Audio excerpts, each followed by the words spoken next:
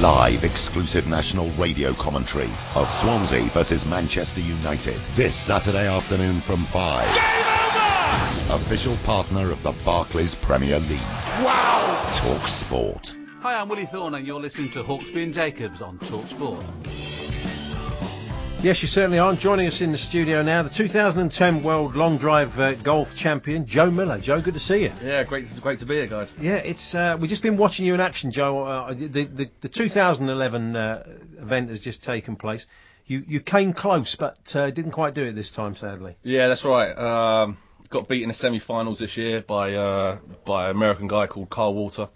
The best I've ever hit the ball, to be honest. Been working hard all the year leading up to this, and sometimes you just don't get the way, the result you want. So, yeah.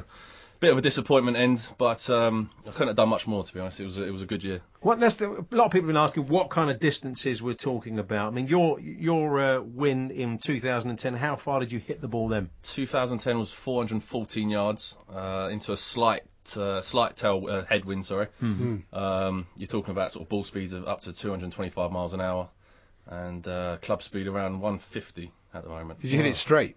It was straight, yeah. The winning ball last year was slightly on the right hand side of the grid, but you have to hit the ball straight. It has to be within a certain parameter. You've got certain boundaries that you've got to keep it within.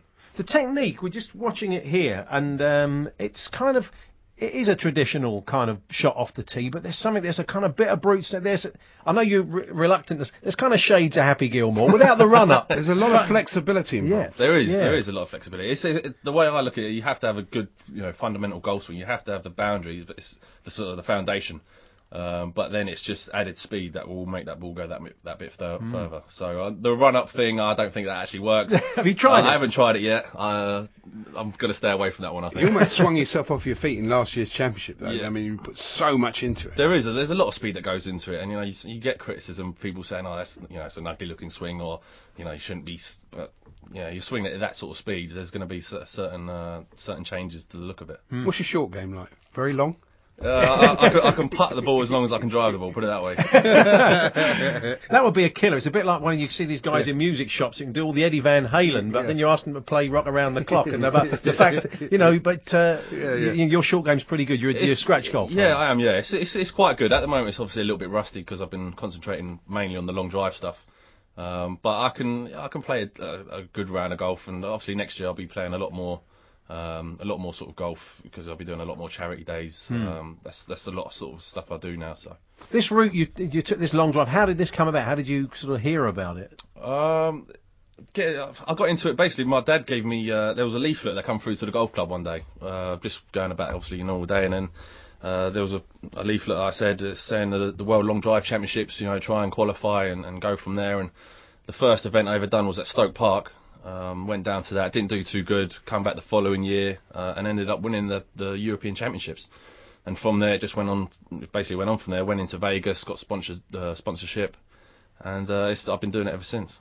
Are you club sponsored as well? I mean, do you get clubs and stuff? Yeah, the club, at the moment I'm with two companies, Callaway being one, and there's a company called Crank Golf that's supplying me the driver.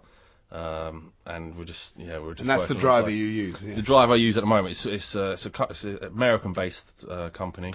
The reason I go with them is because they make the driver low enough degrees. I use a 3 to 4 degree driver, whereas most club amateurs I'd say would use anywhere between 8 and 12 degrees.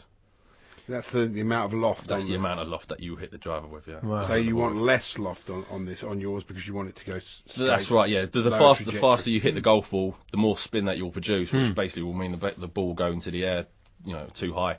So you need to take that loft down a little bit and get the ball more penetrating. I mean, the element of control you need as well to hit the ball that far and that straight, it must be difficult. It's hard enough hitting any kind of wood shot, let alone like that. It is. That's where the whole golf swing comes into it. You have to have a good, technically it has to be a good golf swing to make the ball go straight. The speed part is just the individual. Do you have a special tee? Has it got to be higher or? No? They're not special tees. They're just slightly taller.